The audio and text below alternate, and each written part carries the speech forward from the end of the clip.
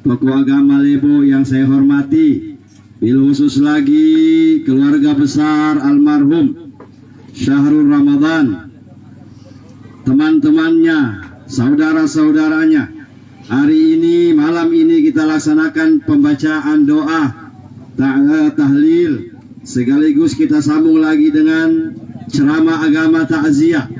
Ini kita kirimkan semua niatnya untuk almarhum Syahrul Ramadan, anak yang masih muda. Kalau tidak salah ini juga alumni Al-Khairat ya, alumni Sanawiyah Al-Khairat, tercatat sebagai alumni Al-Khairat, meninggalkan kita semua dengan cara yang Allah tentukan. Semua kita berharap mati seperti apa, tidak bisa. Allah menentukan nasib seseorang. Seseorang matinya di mana dan bagaimana cara Allah mencabut nyawanya. Cabut nyawa itu adalah milik Allah Subhanahu wa Ta'ala. Maka apapun cara mati orang, itu adalah kehendak Allah. Insya Allah kita cuma berdoa, mudah-mudahan dia mati husnul khatimah. Amin. Ya Rabbal Alamin. Bapak-bapak, ibu-ibu, kaum muslimin muslimat jamaah takziah, bil khusus keluarga besar Lebo. Tadi di Masigi kencang hujan, makanya saya tadi sempat tanya di FB, kencang tidak hujan? Alhamdulillah tidak, cuma rintik-rintik ya. Walaupun sekarang ini posisinya ini subhanallah banyak yang hadir, tetapi ada yang sayap kiri, ada yang di sebelah kanan sana ya. Jadi terpencar-pencar, tapi banyak yang hadir. Ini membuktikan insya Allah anak ini anak yang baik selama hidupnya. Amin ya Rabbal Alamin. Bapak-bapak, ibu-ibu, kaum muslimin muslimat jamaah takziah yang dirahmati Allah. Setiap saat kita hadir di takziah, setiap saat kita diingatkan tentang kematian, setiap saat kita dianjurkan untuk bersiap-siap menghadapi mati. Maka fungsi dari takziah itu adalah kita bersama-sama mengingat kematian. Mati tidak perlu sakit. Banyak orang sehat mati. Mati tidak perlu tua, anak muda pun seperti almarhum ini mati. Mati tidak perlu ada kejadian. Allah berkehendak apa saja. Maka mati itu rahasia Allah. Dan kita cuma disuruh oleh Allah bersiap-siap menghadapi kematian. Mati adalah hal yang sangat ditakutkan oleh semua makhluk Allah. Bukan cuma kita manusia.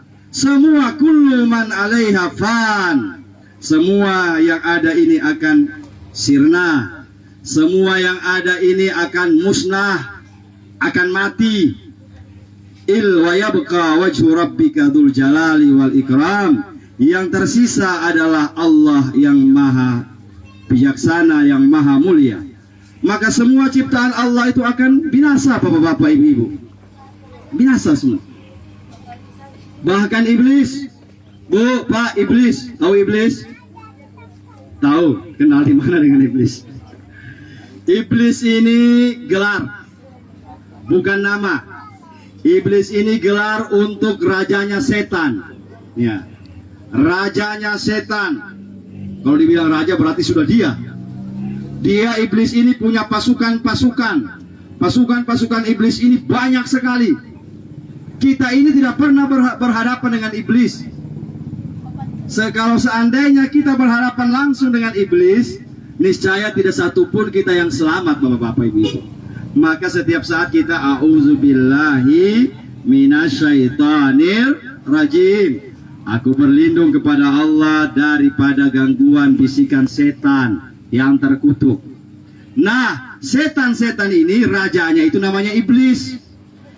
Iblis ini yang menggoda bapak moyang kita Nabi Adam alaihissalam. Kita ini orang surga. Nenek moyang kita, manusia pertama itu lahir di surga.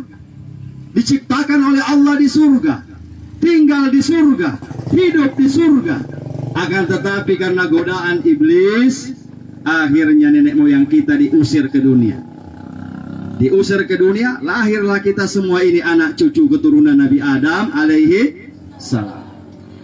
Iblis oleh Allah Subhanahu wa Ta'ala dikatakan iblis ini adalah makhluk terkutuk.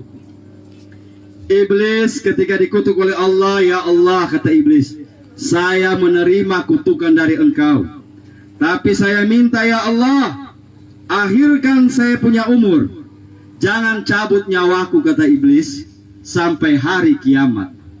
Maka iblis ini mulai dari zamannya Nabi Adam sampai sekarang masih ada, tidak mati-mati. Untuk apa, kata Allah, kau ingin hidup selama-lamanya?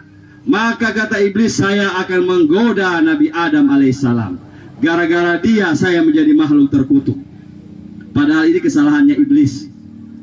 Ditanya sama iblis, ya iblis, apa sebabnya ma amartani antas juda li Adam?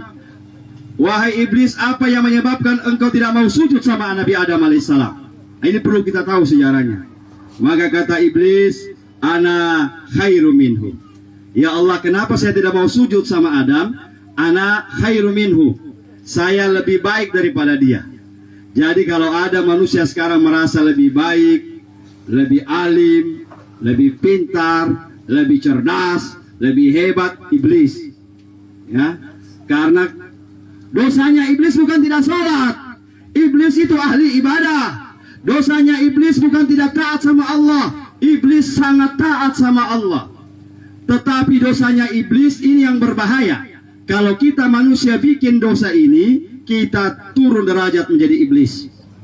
Apa kata iblis? Ana khairu minhu, khalaqtani min narin wa khalaqtuhu min tin. Saya lebih mulia daripada Adam, karena saya engkau ciptakan dari api, sementara Adam kau ciptakan dari tanah liat yang busuk. Gara-gara penciptaan iblis, Pak, Ibu, merasa lebih hebat. Karena iblis katanya dari api, sementara Nabi Adam manusia dari tanah. Maka sekarang ini yang kita harus hindari adalah jangan merasa lebih dari orang lain. Kita boleh alim, kita boleh ahli ibadah, tapi merasa lebih hebat dari orang lain ibadah kita, iblis. Kita mungkin pintar, banyak hafal Quran, banyak hafal hadis, tetapi kita merasa bahwa kita lebih dekat dengan Allah daripada orang lain yang belum tentu tahu mengaji. Iblis kita, Pak. Waspada, iblis ini hebat. Akhirnya begini Bapak cerita, kenapa hubungannya dengan mati? Manusia takut mati, sedangkan iblis takut mati. Bagaimana sejarah matinya iblis? Ini perlu jarang diceritakan di ceramah-ceramah ini. Nanti di Lebo ini saya ceritakan bagaimana matinya rajanya setan ini, iblis. Ketika Nabi Adam alaihissalam mau dicabut nyawanya oleh Allah, menangis Nabi Adam. Bukan menangis karena takut dengan dosa, Nabi Adam nabi, atau menangis karena tinggalkan anak istri, tidak. Ditanya, wahai Adam, kenapa engkau menangis ketika mau dicabut nyawamu? Kata Allah, ya Allah, saya engkau akan cabut nyawaku, tetapi musuhku itu iblis pasti tertawa dia, karena saya mati, dia tidak dikasih mati sama Allah, dia mau hidup terus, ketawa dia. Itu yang saya sedih. Kata Allah, wahai Adam, tenang, kau dicabut nyawamu oleh malaikat pencabut nyawa. Setelah rohmu itu keluar dari tubuh, engkau akan ditaruh di surga. Akan tetapi iblis walaupun lama mati, iblis itu akan mati di akhir dunia. Akan tetapi iblis akan mengalami sakitnya mati. Sakitnya mati itu dikumpul semua sakitnya matinya orang-orang. Satu dunia ini dikumpul sakitnya orang mati, dikumpul dikasih sama iblis semua. Bagaimana sakitnya, Pak? Dia double-double. Semua sakitnya yang dirasakan oleh manusia sakit mati dikumpul jadi satu, diserahkan sama iblis. Nauzubillahi min zalik. Apa yang terjadi, Bapak-bapak, Ibu-ibu, ketika akhir dunia ini? Jadi sekarang ini iblis masih ada. Hati-hati godaan iblis. Ya, iblis ini punya pasukan. Pasukan iblis ini banyak. Dia setiap hari apel, sama dengan kita di sekolah, sama di kantor, sama dengan polisi, ada apel. Pimpinannya iblis, dia mulai periksa pasukan. Wahai pasukan setan, wahai pasukan-pasukanku, sekarang laporkan apa yang telah kamu bikin sama manusia. Maju satu orang.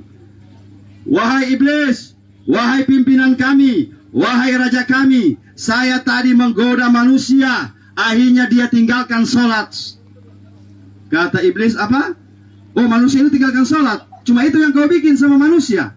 Dibilang betul. Kata iblis, itu cuma biasa-biasa saja, tidak berprestasi.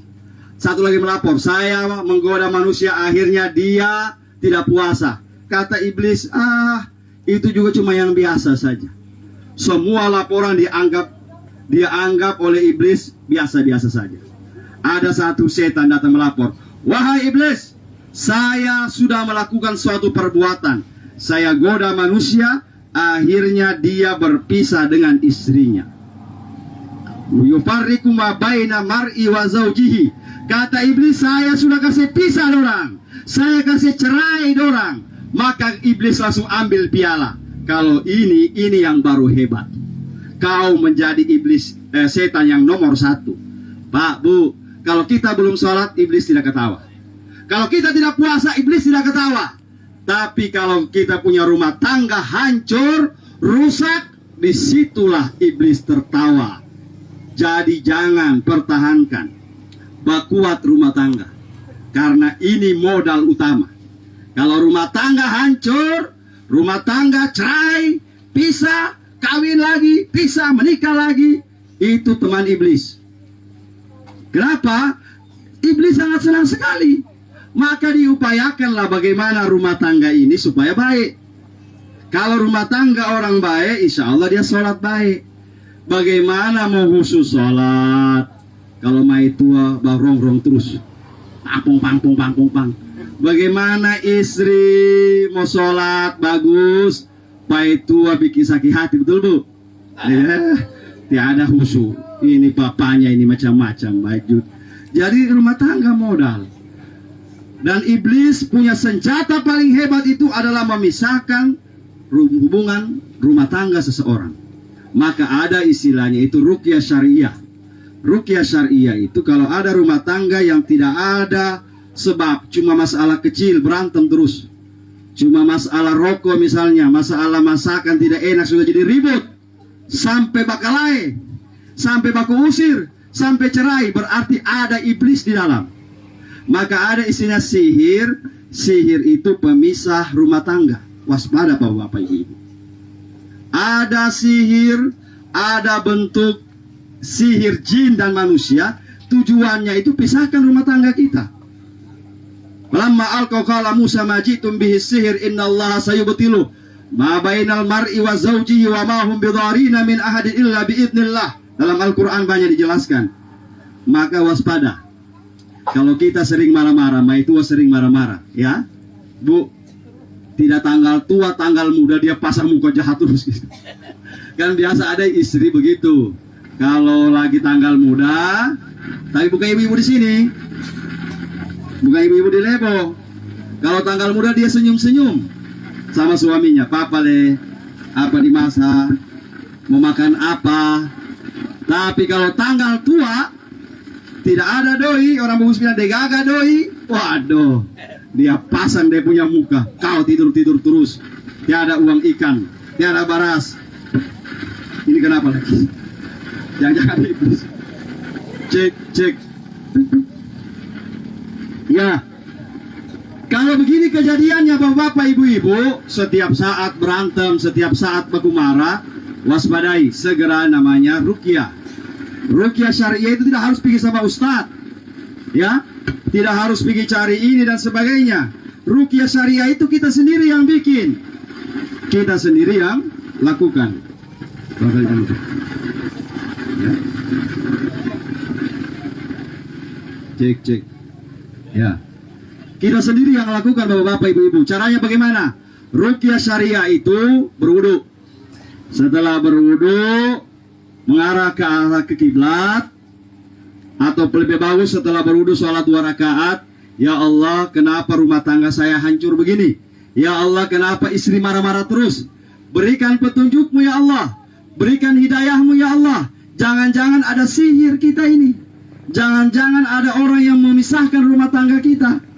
Maka setelah itu berdoa sama Allah, baca Quran.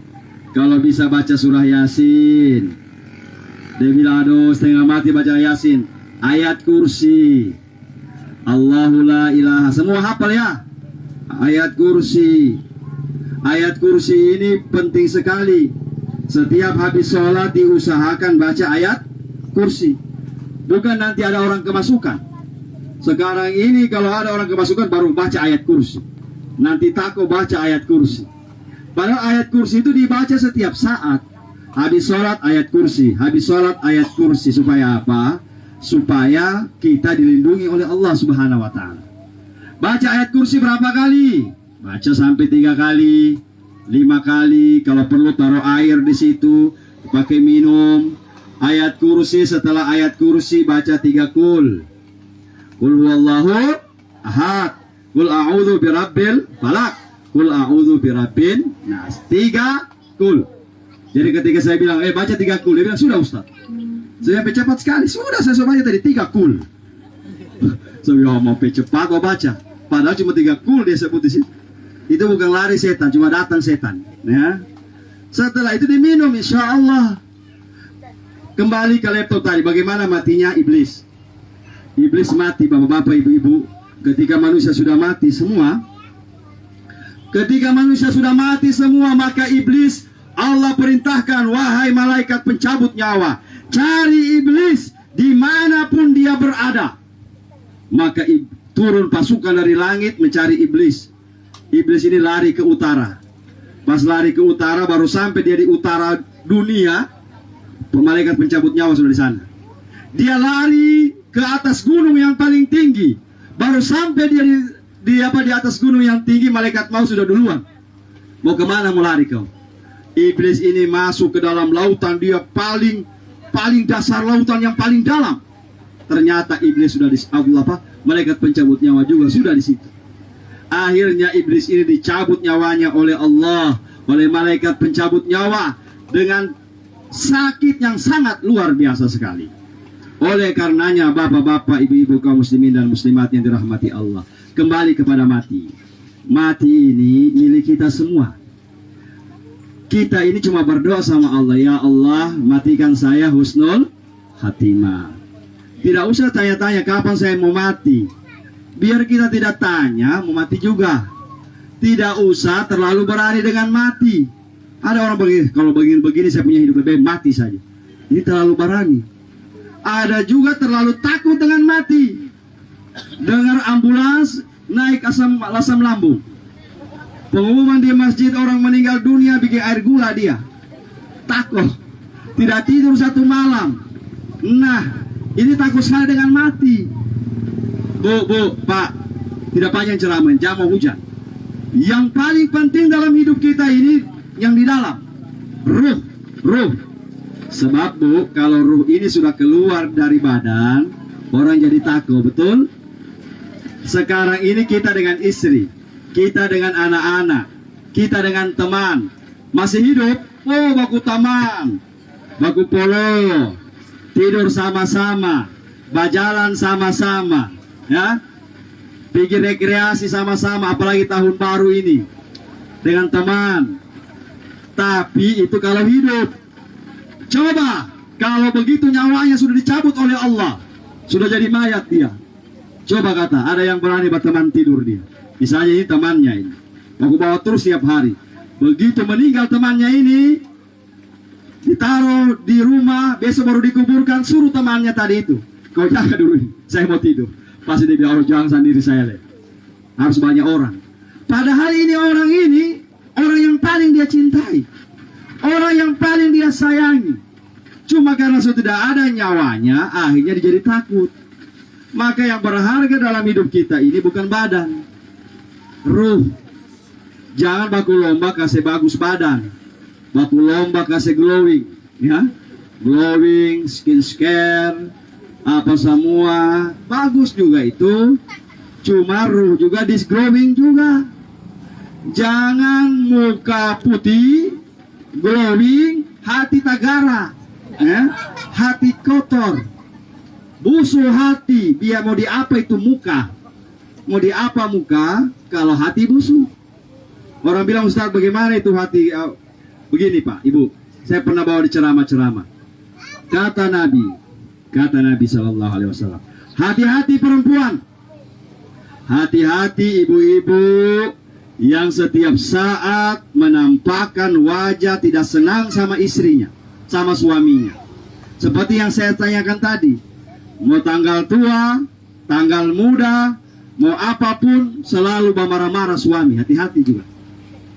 Apa kata Nabi? Nanti perempuan-perempuan yang begini, hari kiamat nanti dirubah oleh Allah mukanya menjadi hitam pekat, tidak berguna, glowing di dunia. Allah kasih hitam di akhirat. Kenapa? Tukang marah suami. Baru dia mau tanya suami yang bagaimana Ustaz? Pokoknya suami jangan dimarah-marah terus, ya. Maksudnya begini, baru suami yang bagaimana, ya? Kalau ada kebaikan suami yang diangkat kebaikannya, oh suamiku itu bagus, suamiku ini Masya Allah. Jangan jeleknya suami yang diangkat terus. Ketemu dengan orang tua, ya betul Bapak. Apalagi kalau suami sudah lobet. Nauzubillah. Setiap ada harapan, so lobet. Baik tua, astagfirullahaladzim. Ya, nauzubillah min zalik. Oleh karenanya Bapak Ibu, ayo kasih berharga kita punya hidup ini. Caranya bagaimana? Satu, ingat mati. Semua kita ingat mati, cuma ada cara yang paling bagus. Orang yang ingat mati itu orang yang senantiasa sering datang di acara orang meninggal dunia. Ada orang meninggal dia kenal, atau mungkin dia tidak kenal, tapi di kampungnya dia pergi datang. Bu, sekarang zaman canggih. Sekarang ini jarang sekali orang datang. Alhamdulillah Bu, ini masih banyak orang takziah. Kalau ada orang meninggal, saya lihat banyak orang datang pergi melayat. Di kota-kota besar, orang meninggal dunia cuma keluarganya di situ. Terbanyak apa? Terbanyak cuma lewat FB. Turut berduka cita, semoga husnul khatimah. Baru dia tidak datang di acara duka. Allahu Akbar. Memangnya malaikat baca FB? Malaikat tidak baca itu. Biar kau 100 kali status turut berduka cita, selamat apa, semoga husnul khatimah, kau tidak datang di acara orang meninggal, tidak dapat pahala. Tapi kalau kita datang di acara orang meninggal, apalagi masih ada mayat, kita datang di takziah macam ini Bu, ya, kita datang di acara takziah, pahala yang Allah berikan banyak sekali. Daripada kita di rumah, mungkin tidur, mungkin menonton sinetron, ya, apa yang lagi viral sekarang itu apa, layang-layang putus, apa itu? Ya, apa juga ini layang-layang putus? Ini Masya Allah. Kita menonton layang-layang putus itu mau 2 jam, habis pulsa, habis tenaga. Boleh juga dinonton, tapi datang di acara takziah, ya, datang di acara takziah dapat pahala. Walaupun hujan, insya Allah hujan ini jadi berkah. Amin ya Rabbal Alamin. Mudah-mudahan. Yang kedua, cara ingat mati. Yang kedua, sering-seringlah mengunjungi orang sakit. Bu, Pak, kalau dalam agama kita ini, kalau ada saudara kita, sahabat kita, teman kita sakit, maka kita berkewajiban untuk pergi menjenguk. Anu sana sakit, Ustadz Mamat, misalnya, insya Allah saya sehat terus, amin.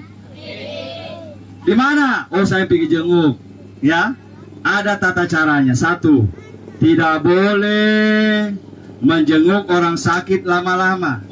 Cukup datang saja, lihat, doakan, pulang. Jangan pergi menjenguk orang sakit 2 jam. Ini orang sakit semua tidur, kita masih ada terus di situ. Tidak boleh. Kedua, tata cara menjenguk orang sakit, sampai ada orang sakit kita doakan. Pakai bahasa apa Ustadz? Pakai bahasa Arab paling bagus. Tidak bisa pakai bahasa Arab, pakai bahasa Indonesia, bahasa Kaili, bahasa Gorontalo, bahasa Bugis, pakai semua bahasa. Intinya kalau ada orang sakit, kita baca doa seperti yang diajarkan oleh Nabi. Mana doanya? La ba'sa tahur, insya Allah. Tidak apa-apa ini penyakit, insya Allah sembuh. Padahal kita tahu para penyakitnya ini, tapi kita tetap doakan dia baik. Jangan pergi bajenguk orang sakit. Sakit apa kau? Gula. Astagfirullahaladzim. So kalau gula parah itu, langsung naik DP gula 400. Padahal gula cuma 200. Begitu dikasih takut, tiada harapan kalau gula sudah. La haula wala quwwata. Baru soluka itu, soluka. Bagaimana menjenguk orang sakit begini? Apa dibilang? Dibilang dokter saya jantung sudah. Banyak-banyak istighfar saja. Siap-siap. Tidak boleh Pak. Kita tahu dia mau mati ini. Saya ini kalau datang orang undang, saya tahu Pak. Mudah-mudahan begitu. Mau tahu mau mati ini. Ada biasa begitu. Ustaz, sana orang sudah parah. Coba bacakan Yasin. Setelah saya baca Yasin, dapat petunjuk dari Allah. Ini orang mau mati. Tutup Yasin, orang tanya, Ustaz bagaimana? Masih? Saya bilang insya Allah. Kalau dibilang mati, Allahu Akbar. Kan kaget orang bapak-bapak ibu-ibu.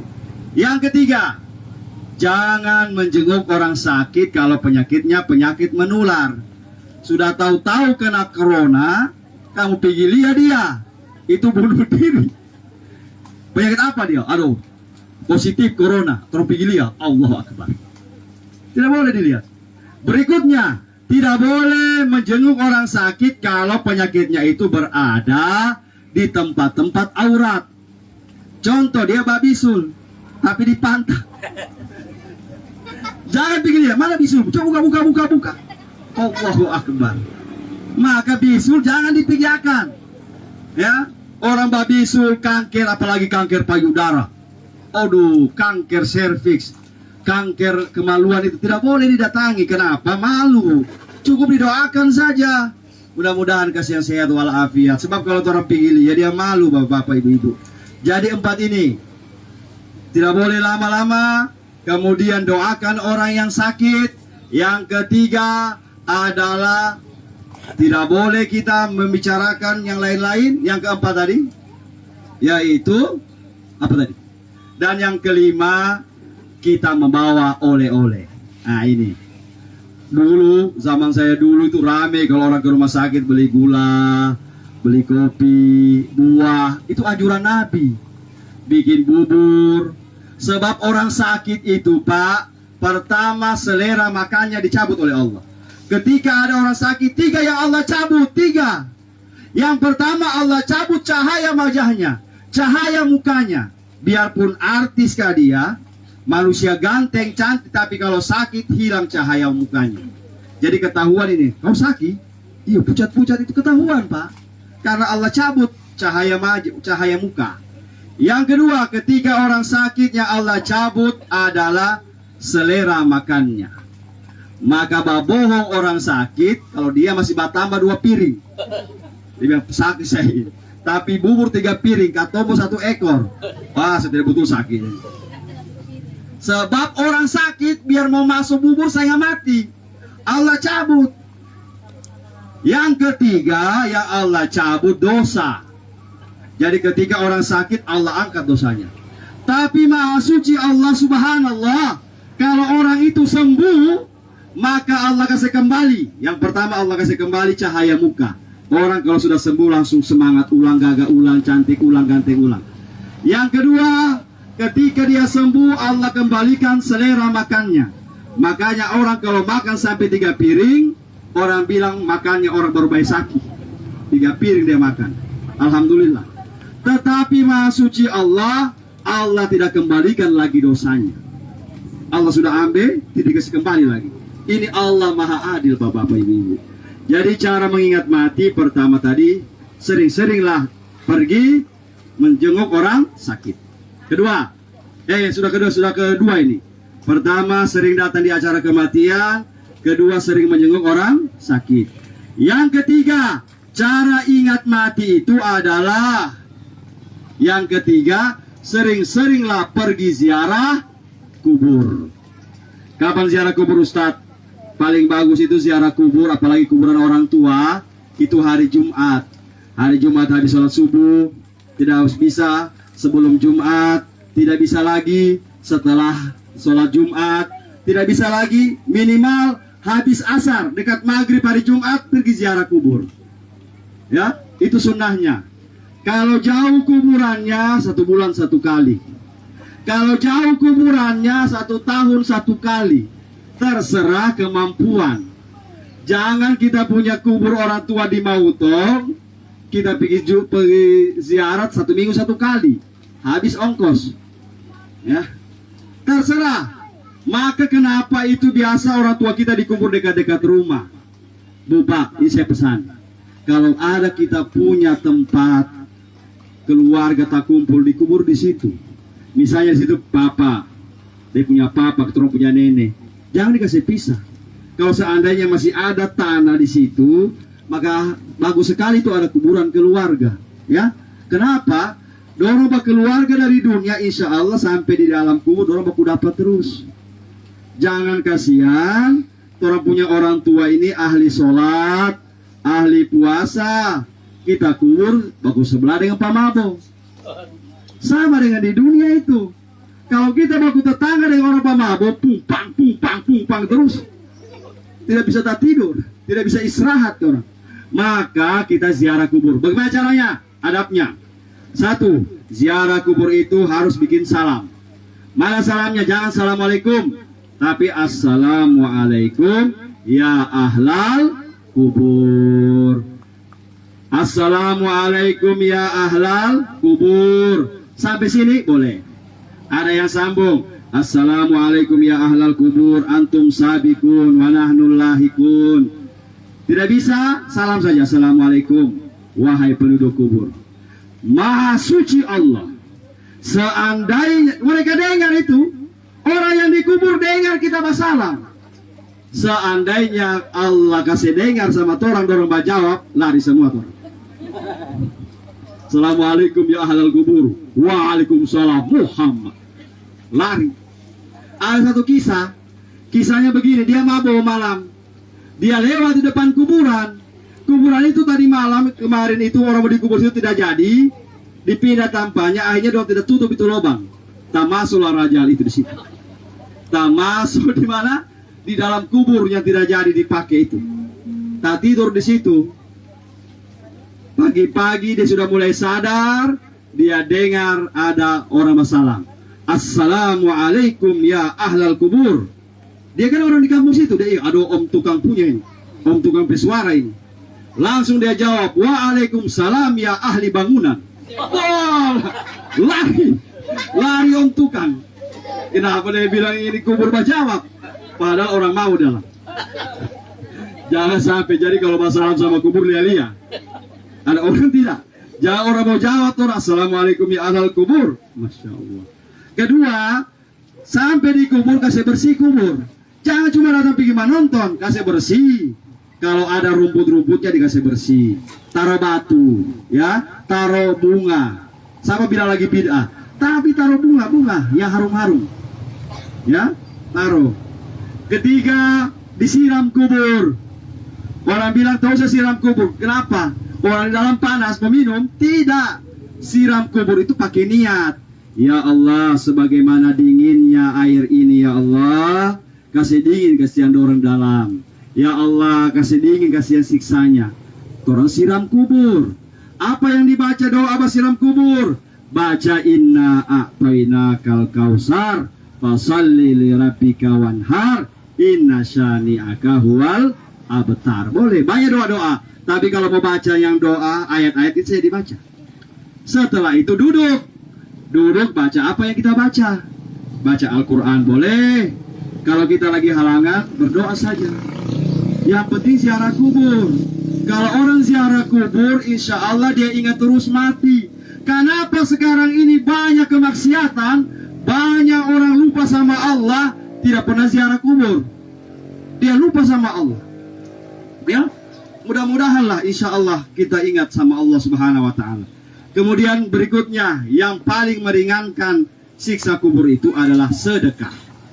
Bu, sedekah. Maka dianjurkan ayo sedekah, sedekah di mana-mana sedekah. Masjid minta sedekah, pondok pesantren minta. Ya, kita bantu. Ya, saya masuk iklan dulu. Iklannya tanggal 19 ya. Tanggal 19 itu saya begini, Bu.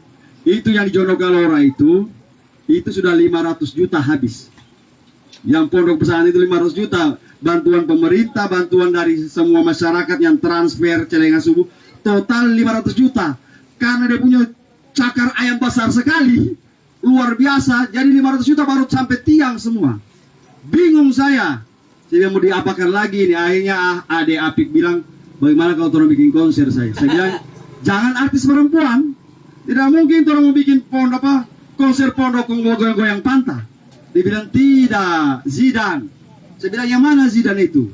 Dia bilang, orang Pinanggas. Buka-buka di FB. Oh iya, ternyata lagi viral, Pak. Zidane ini dari tanggal, saya lihat waktu itu telepon, dari bulan Desember sampai Maret tidak ada kosong, full jobnya.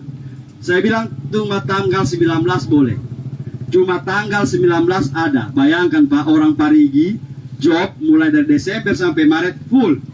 Karena sekarang dia dipegang oleh manajer artis Gajah Mada Record. Subhanallah, luar biasa. Ini rezekinya manusia, ya. Alhamdulillah.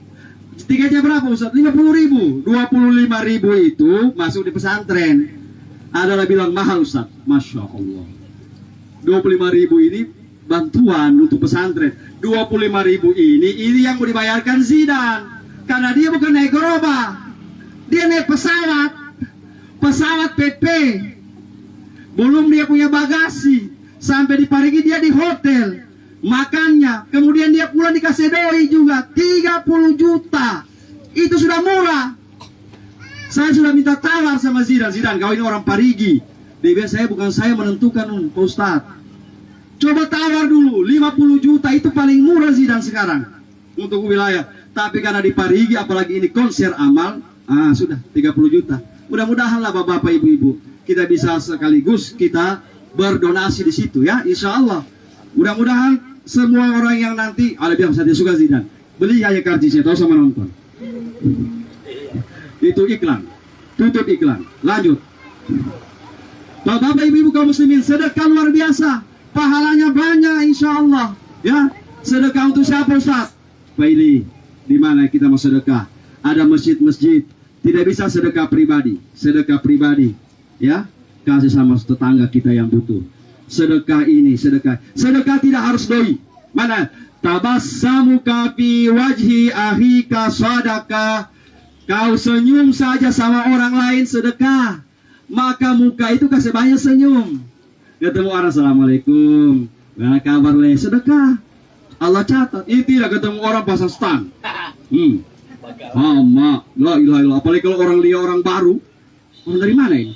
Kalau kesian kali orang cuma tersesat, ya. Sekarang ini bahaya di kampung-kampung. Kalau orang tidak kenal, pencuri anak ini. Penculik anak ini. Astagfirullah. Berapa banyak orang dikeroyok, orang hampir mati, babak belur gara-gara apa? Dituduh penculik anak. Nauzubillahi min zalik. Ini kembali zaman dulu ini. Zaman saya masih SD, bapak-bapak masih SD, pergi ke sekolah tidak bisa lihat Oto Dede. Ini Pak Kapal ini, Pangayo ini. Zaman dulu, keluar lagi sekarang ini. Pokoknya orang itu pas saya sekolah lalu SDN Masigi, SDN 1 Pak Masigi. Itu Masigi belum banyak rumah-rumah. Jalan Sis Al Jumpri itu masih banyak got-got. Kalau Balia Oto Dede masuk dalam got. Allahu Akbar. Nah sekarang ini penculik anak. Bolehlah kita waspada bapak-bapak ibu-ibu. Tapi jangan kasih setiap ada orang baru pemuka kita mau pukul. Kita mau ini, na'udzubillahi min zalik. Ingat, dosa yang paling besar, ingat terakhir ceramah. Dosa yang paling besar itu adalah dosa menzalimi orang lain. Kalau kita tuduh orang, kita marah orang tanpa salah, kita pukul orang tidak berdosa, kezaliman yang besar. Dan Allah akan berikan balasan kepada kita sebelum mati. Sebelum mati, kalau dosa tidak sholat, nanti hari kiamat. Dosa tidak puasa, nanti dikubur, diurus, nanti hari kiamat. Tapi dosa menzalimi orang lain, sebelum kau mati, pasti kau dapat balasannya. Pasti janji Allah Subhanahu wa Ta'ala. Jangan tuduh orang, jangan maki-maki orang, jangan fitnah orang. Kita akan dapatkan itu insya Allah ya. Mudah-mudahanlah kita doakan almarhum Syahrul Ramadan. Syahrul itu bahasa Arab artinya bulan. Berarti ini anak bulan Ramadan lah. Amin. Sebagaimana namanya yang indah bulan Ramadan, mudah-mudahan kasihan. semua perbuatannya selama hidup di dunia, dia dengan orang tuanya, dengan tetangganya, semoga Allah maafkan dia, amin ya rabbal alamin. Semoga dengan matinya ini, mati ini Pak, mati jangan dianggap remeh. Mati tertabrak itu, terbentur benda keras, termasuk mati syahid. Mati syahid itu berarti orang yang dirahmati Allah. Jangan ada orang kecelakaan, tidak bagus matinya. Mati terbentur, mati tenggelam, mati melahirkan, mati terbentur benda keras, mati sakit perut, itu adalah mati syahid. Tapi beda dengan syahid yang bawa perang. Ini pahala mati syahid. Jadi orang yang kecelakaan itu mati syahid. Insya Allah semua darah-darahnya yang terjatuh, semua darah-darahnya yang tercecer ketika dia dibenturkan oleh Allah dengan mobil, insya Allah menjadi penghapus dosanya, amin ya rabbal alamin. Dan kepada orang tua almarhum sabar, berarti ibu dan bapak dianggap hebat, karena cuma orang yang hebat yang Allah coba, cuma orang yang kuat imannya yang Allah kasih ujian berat. Ya, tidak mungkin anak TK dikasih pelajaran SD, tidak mungkin orang SD dikasih ujiannya anak kuliah. Maka ibu-ibu, ibu dan bapaknya anak ini, menurut Allah mereka sabar menerima cobaan ini. Kalau kena kita Pak, belum tentu sabar. Semakin tinggi orang punya iman, semakin berat cobaannya. Kalau ibu cuma satu anak diambil, Nabi kita Muhammad 3 orang laki-laki diambil semua, meninggal masih kecil anaknya Nabi kita Muhammad SAW. Semakin tinggi iman seseorang, semakin banyak Allah coba. Ya, kenapa? Karena pahalanya besar. Jadi kepada orang tua almarhum, semoga sabar. Inilah adalah ujian dari Allah. Kalau bapak ibu bersabar, innama yuwaffas sabiruna ajruhum bighairi hisab. Insya Allah kesabaran ini Allah akan balas dengan pahala yang banyak, berlimpah, amin ya rabbal alamin. Demikian ceramah takziah malam hari ini. Insya Allah semua kita husnul khatimah, amin. Mati syahid insya Allah, amin ya rabbal alamin. Demikian, mudah-mudahan ada manfaatnya. Kurangnya dari saya akhirul kalam, wallahul musta'an. Wassalamualaikum warahmatullahi wabarakatuh.